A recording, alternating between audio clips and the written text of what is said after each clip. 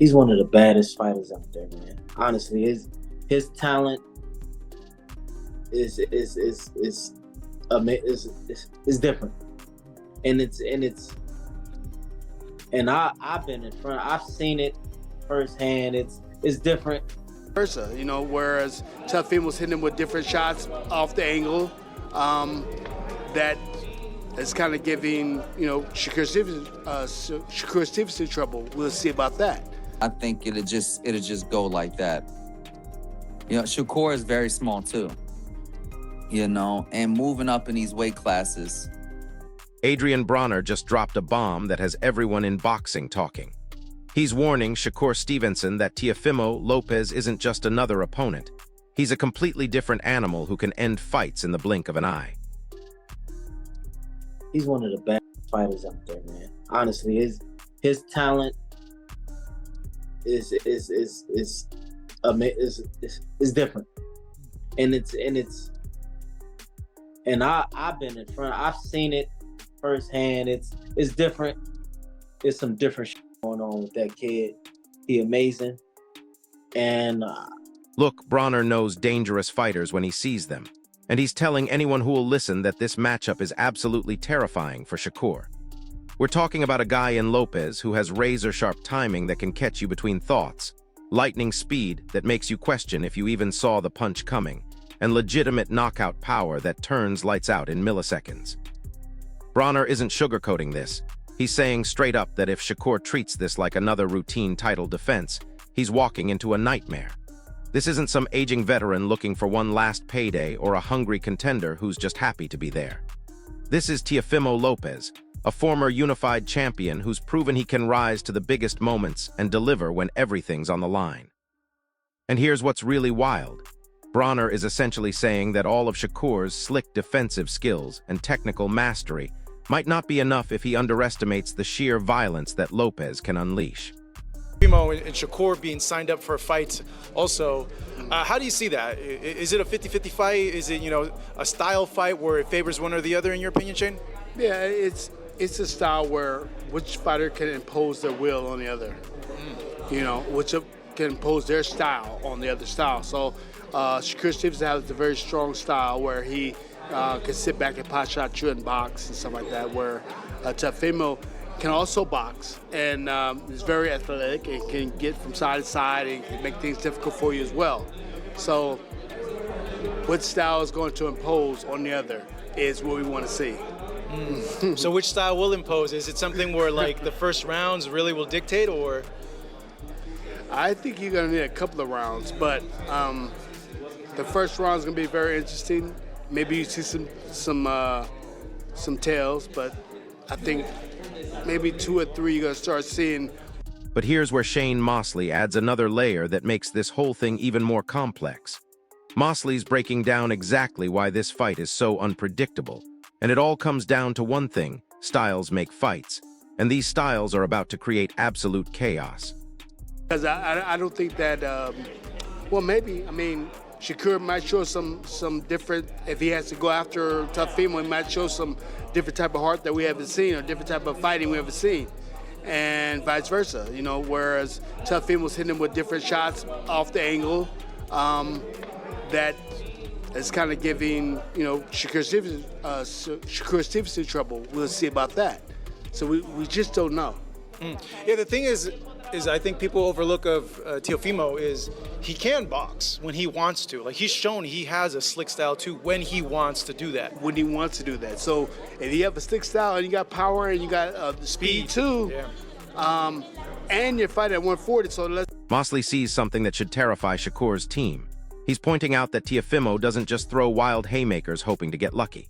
This dude throws sharp, calculated, aggressive punches that are designed specifically to force fighters out of their comfort zones. Think about what that means for someone like Shakur, who's built his entire career on staying comfortable, staying in control, and dictating the pace. Mosley's basically saying that comfort zone is about to get obliterated. And get this, Mosley drops another bomb by explaining that people who think Lopez is just a power puncher are dead wrong. When Teofimo needs to box, he can box. When he needs to be technical, he can be technical. But when he needs to apply pressure and break you down mentally and physically, he's got that in his arsenal too. Mosley's painting a picture of a fighter who can adapt mid-fight, which means Shakur can't just prepare for one version of Lopez. He's got to be ready for whatever version shows up on fight night. Ready to go? We about to fuck T.O. up. We lock in. We lock in. This shit is the dream team. Now here's where things get really interesting, because Shakur's training camp is telling a completely different story. His preparation isn't just disciplined, it's borderline obsessive, and that might be exactly what he needs to survive what's coming. He's very disciplined. He's very disciplined. He's very strategic. He's very patient. And the way he boxes, he's very simple in his simplicity of how he executes. He does not have a whole lot of nonsense. And if T.O. gets caught lost, like T.O. tends to get caught lost in his mind sometimes. And sometimes he does things for no reason. If he does that consistently, which he will, Shakur will land more punches. And that's all it would be. It'd just be more punches. I wouldn't say that like Shakur would hurt him. You know what I mean? But I think it'll just go like that. You know, Shakur is very small too. You know, and moving up in these weight classes can be problematic. Okay. Do you feel like Teofimo Lopez has a good chance in this fight? Or do you feel like, no, Shakur outclasses him? Is it a big spread apart? Is it that 8 to 4 rounds type of fight in your eyes? I think it could be an 8 to 4 round fight. But Teofimo is very talented. Let's not forget that talent. Teofimo is very, very talented. But Shakur is a different kind of beast. You know, that's not even talent. That's something.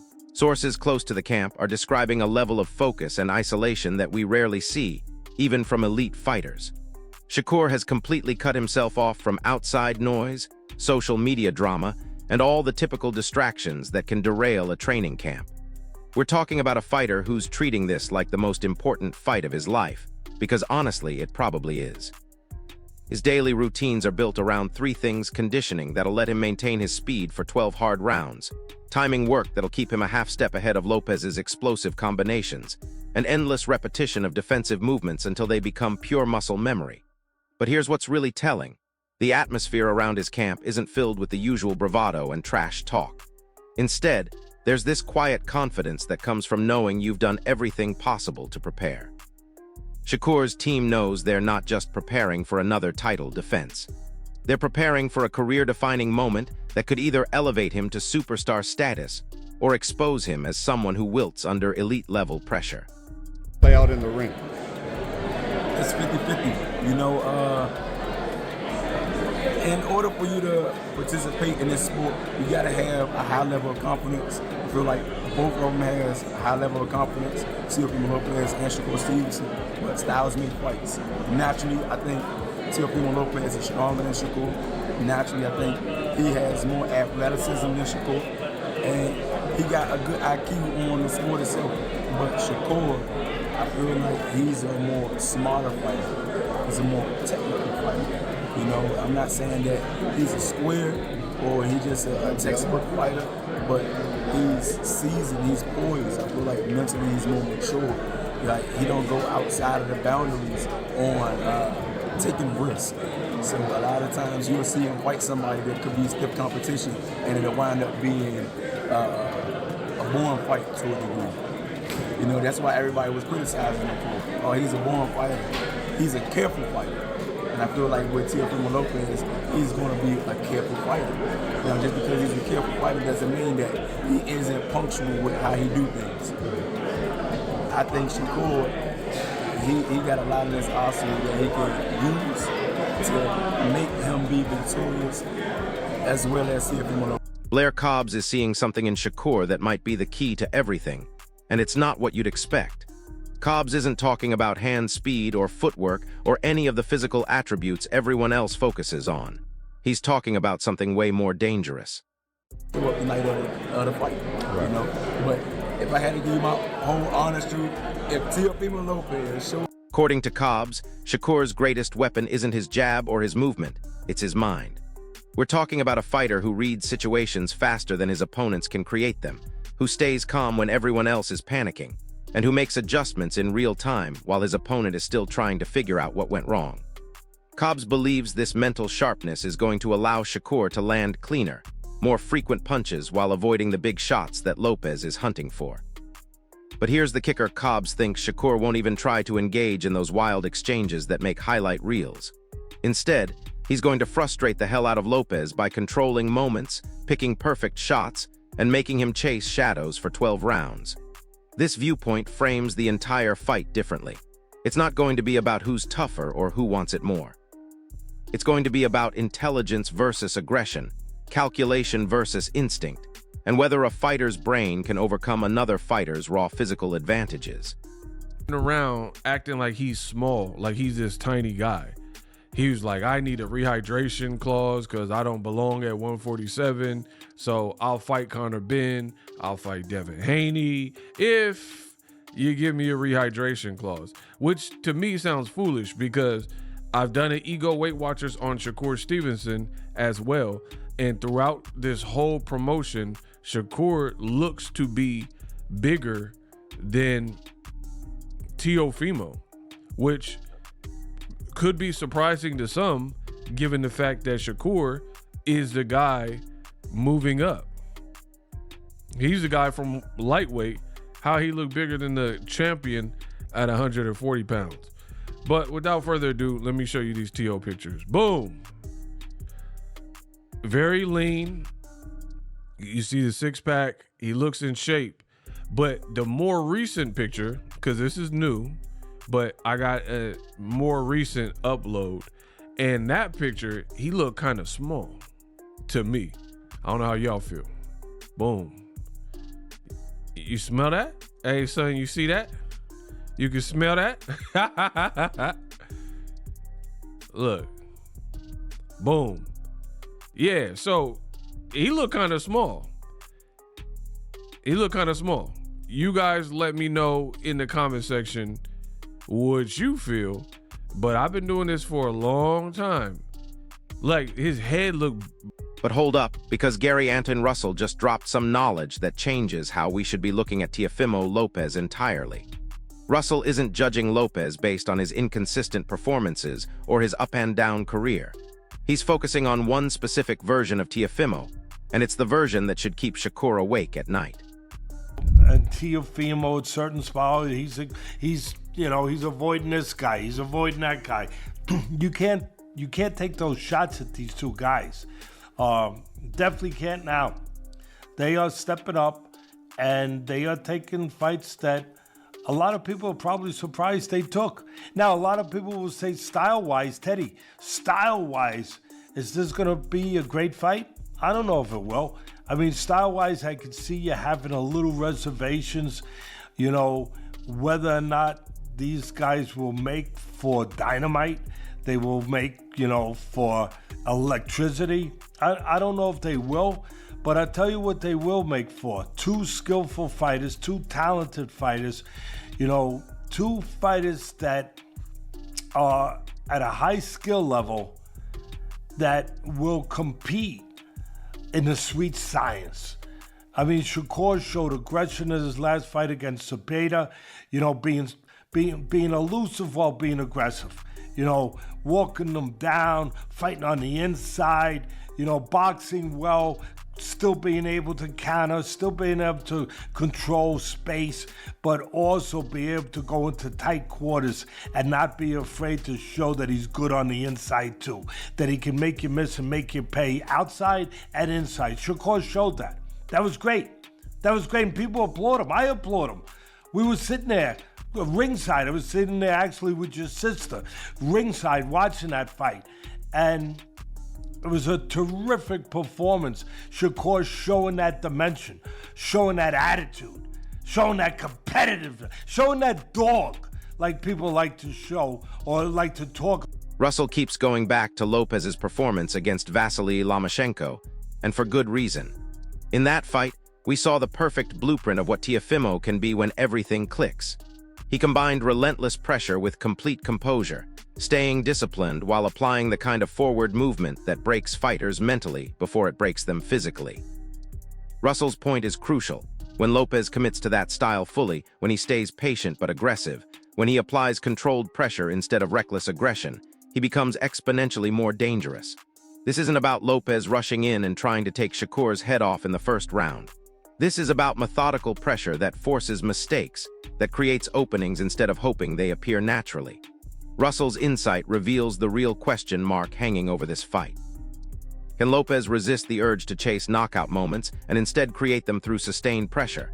Can he stay emotionally steady while pressing the action for 12 rounds?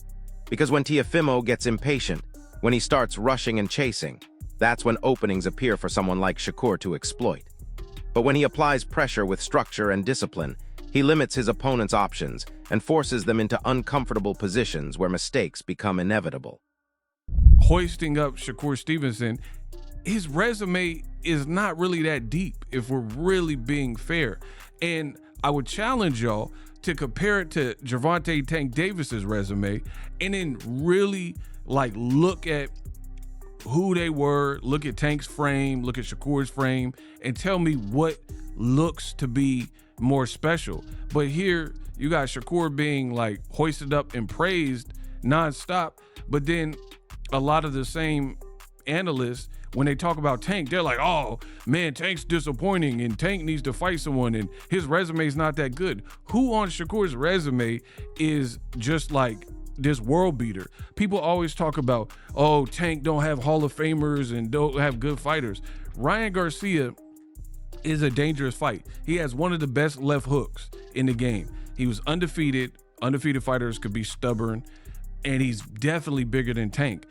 Even Shakur, he would probably be bigger than Shakur, but it would at least be closer. So for me, it is more impressive seeing the smaller guy like Tank produce that type of punch and power and being there with the giants and guys like Frank Martin.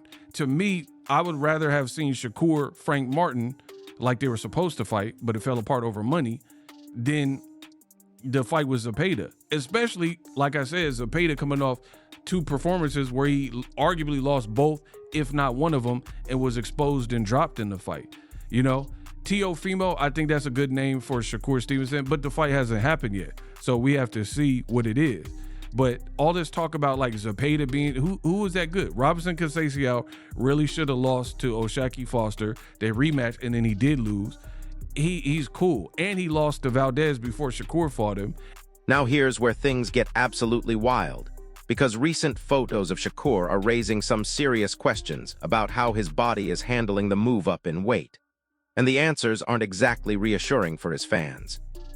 Is going to go out there and embarrass Teofimo Lopez, and it's going to be promoted and it's going to be hyped up and talked about as a super fight, a really close bout, in which it really could be, because both of these guys are pound for pound talents. But when you look at the styles of both these men, Shakur Stevenson has everything he needs to go in there and make this fight look absolutely just easy, just like Teo is meaningless in there. And it pains me to say that. I'm not a big fan of Teo, but I like to see good bouts. Who doesn't want to see a good bout? Who doesn't want to see some good old back and forth action, especially when it's 2 guys, like I said, who are pound for pound talents? But what makes me really say this and make these bold claims is I'm always going to go back to that Jermaine Ortiz fight. And Teofimo Lopez, he doesn't know how to attack, he doesn't know how to cut, he doesn't know how to move and really cut off the ring. He likes to chase guys. And if you're chasing Shakur Stevenson, God help you. It's still an interesting bout. I'm going to encourage you guys to watch, but initially, everyone was talking about how Shakur was asking for rehydration clauses and acting like he was this much smaller fighter who didn't belong at higher weights. That seemed weird because early promotional photos showed him looking lean, strong, and incredibly well-conditioned. Hell, he actually looked bigger than Teofimo in some of those shots, which was surprising since Shakur's the one moving up from lightweight. But recent images are telling a completely different story, and it's got people worried. In the latest photos, Shakur looks noticeably slimmer and less filled out than before. While he still appears fit and ready, the overall balance of his body seems different, making him look smaller than expected for this weight class. This raises some serious questions about how his body is settling into the new division and whether this physical change affects his performance. Look, impressions can be misleading, and we won't know the real impact until they're actually trading leather in the ring. But if Shakur's struggling to maintain size and strength at this weight, that could be a massive advantage for Lopez, who's naturally bigger and stronger. The last thing you want when facing a powerful puncher is to show up looking diminished. Here's where Teddy Atlas steps in and completely flips the script on how we should be viewing both of these fighters. Atlas is basically telling everyone to shut up and stop judging these guys based on fan expectations instead of actual results. Atlas is fed up with the criticism both fighters have received, and he's making a case that narratives often ignore context and focus way too heavily on entertainment value rather than effectiveness. He's arguing that both Stevenson and Lopez have been unfairly labeled based on selective performances instead of their complete skill sets and accomplishments. Atlas reminds everyone that boxing rewards adaptability and survival just as much as dominance, and not every fight needs to look like a Rocky movie to be masterful. He's reframing this entire debate by urging people to judge fighters on results and ring intelligence instead of whether their style fits popular expectations. But here's where Atlas gets really interesting. He points out that fighters evolve differently, and comparisons between them can be completely misleading. Stevenson's defensive mastery and Lopez's offensive explosions represent different philosophies, not flaws in their games. Atlas is positioning this as a clash of ideologies rather than just a test of who's tougher. He's encouraging patience and proper evaluation, suggesting that the fight itself will provide clearer answers than any pro-fight analysis or criticism ever could. Despite all the praise from analysts and the respect from fellow fighters, Shakur is still facing serious scrutiny heading into this fight. And honestly, some of the criticism might be valid, which makes this matchup even more dangerous for him. Critics are questioning whether Shakur's recent performances have shown enough urgency and killer instinct to handle an explosive opponent like Lopez. They're comparing his resume to other top names in the division, particularly Gervonta Davis, and asking tough questions about physical presence and finishing ability. The argument isn't that Shakur lacks talent. Everyone acknowledges his skills. The argument is that his methodical, safety-first style leaves almost no margin for error against someone who can end the fight with one perfectly timed combination. Think about what that means in practical terms. If Shakur has an off night, if his timing is slightly off, if he gets caught admiring his work for even a split second, Lopez has the power and speed to make him pay instantly. These critics are essentially saying that while Shakur's approach works against most opponents, it might not be enough against elite-level power and pressure. The conversation reflects the impossibly high standards placed on top-level fighters, but it also highlights a legitimate concern about whether Shakur's style can hold up when facing someone who brings legitimate knockout danger in every exchange. But wait, it gets even more intense, because one analyst just made a prediction so bold that it's got the entire boxing world buzzing. He's not just picking Shakur to win, he's saying Shakur is going to embarrass Teofimo Lopez on fight night. This prediction is based on the belief that Stevenson's timing, footwork, and pinpoint accuracy will completely neutralize Lopez's aggression and make him look ordinary. The analyst thinks frustration is going to play a massive role, with Teofimo growing increasingly desperate as he struggles to find clean openings against Shakur's defensive mastery. If Stevenson successfully dictates distance and pace from the opening bell, this fight could shift from competitive to completely one-sided by the middle rounds. We're talking about the possibility of Lopez becoming so frustrated that he starts making the kind of mistakes that turn close fights into dominant performances. While predictions like this are always speculative, they underscore the confidence some observers have in Shakur's complete skill set and his ability to make elite fighters look ordinary when everything's clicking. So there you have it.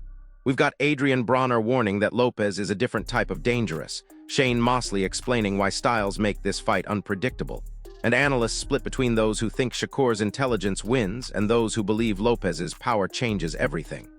This isn't just another title fight.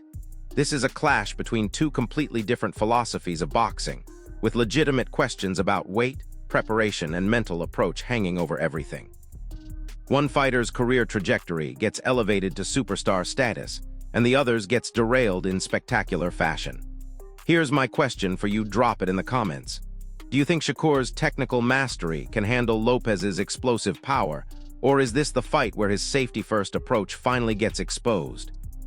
If this breakdown helped you understand what's really at stake in this massive matchup, smash that like button, subscribe to the channel, and hit the notification bell because Fight Night is going to be absolutely insane.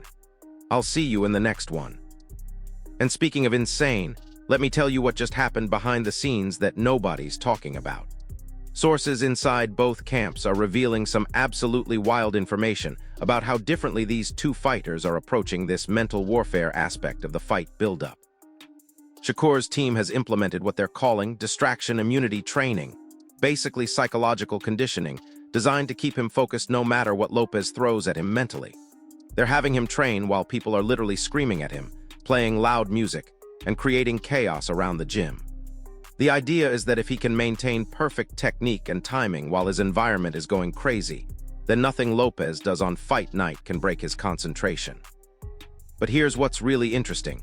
They're also having him spar against multiple opponents in the same session, forcing him to adapt to different styles and rhythms without any recovery time. This isn't just about physical conditioning anymore. This is about rewiring his brain to stay calm and calculated when everything around him is unpredictable and chaotic. Meanwhile, Lopez's camp is taking a completely different approach that's honestly pretty genius. Instead of trying to amp Teofimo up and get him more aggressive, they're actually working on making him more patient and controlled. They've studied every single one of Shakur's fights and identified the exact moments when his opponents created openings, and guess what? It never happened when fighters rushed in wildly. The openings came when opponents applied steady pressure, stayed disciplined, and forced Shakur to engage instead of just moving and countering. So Lopez is drilling scenarios where he has to resist his natural instincts to explode forward and instead maintain calculated pressure for extended periods. This represents a complete evolution in Teofimo's fighting philosophy, and if he can pull it off, it might be the key to everything. But here's where things get absolutely crazy, because the betting odds are telling a story that should shock everyone following this fight. Initially, most sportsbooks had Shakur as a slight favorite, which made sense given his technical reputation and undefeated record. However, the smart money, we're talking about the high-stakes bettors who actually know what they're doing, has been hammering Lopez so hard that some books have completely flipped the odds. Professional handicappers are seeing something in this matchup that casual fans might be missing, and they're backing it up with serious cash. The line movement suggests that people who make their living analyzing fights believe Lopez's power and pressure present problems that Shakur hasn't faced before. What's really telling is that this isn't emotional betting from Lopez fans. This is calculated investment from people who study tape, analyze styles, and bet based on mathematical advantages rather than personal preferences. When professional money moves lines this dramatically, it usually means there's an edge that the general public isn't seeing clearly. Now let me blow your mind with something that just surfaced about the sparring footage from both camps. Normally, teams keep this stuff locked down tighter than government secrets, but leaked information is painting two completely different pictures of how these fighters look in preparation. Reports from Shakur's camp describe sparring sessions that look like technical masterclasses. He's apparently dominating every round, making his sparring partners miss constantly and landing clean shots at will. His timing looks razor-sharp, his footwork appears flawless, and his confidence seems sky-high. But here's what's concerning some observers: his sparring partners aren't really matching Lopez's style or aggression level.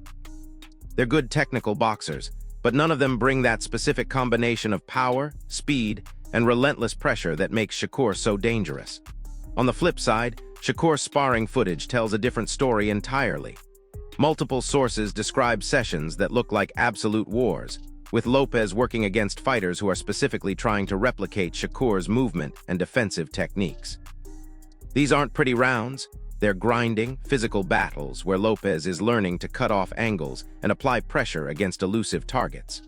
The question becomes whether Shakur's perfect-looking preparation translates against someone who's been drilling specifically to solve his style puzzle. Here's something that should terrify both camps. The psychological pressure of this fight is unlike anything either fighter has experienced before. We're not just talking about normal pre-fight nerves here. We're talking about career-defining, legacy-altering pressure that can break fighters before they even step through the ropes. For Shakur, this represents his first real test against an elite-level puncher with a proven track record of rising to big occasions. All the technical skill in the world doesn't matter if you freeze up when someone's trying to take your head off with bad intentions. There's a difference between knowing you can get hurt and actually feeling that danger in real time, and we don't know how Shakur responds when he's genuinely in trouble. For Lopez, the pressure is different but equally intense.